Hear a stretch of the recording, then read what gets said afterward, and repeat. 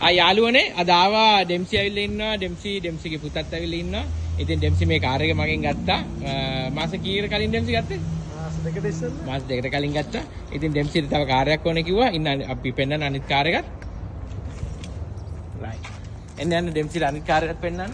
ඉතින් ලස්සන maroon car එකක් ලෑස්ති කරලා තියෙන 2017 Toyota Vitz එකක්. ඉතින් ඩෙම්සි කොහොමද කාර් එක? ලස්සනයි.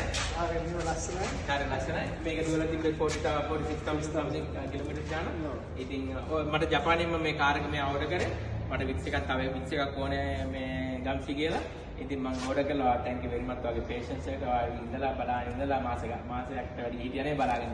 ඉතින් බලන්න ඉඳලා paper stats කරලා ඉතින් කාර් එක රෙජිස්ටර් කරලා තියෙනවා. ඉතින් thank you ඩෙම්සි. ඉතින් කොහොමද අපේ සර්විස් එක මොකද ඉතින්?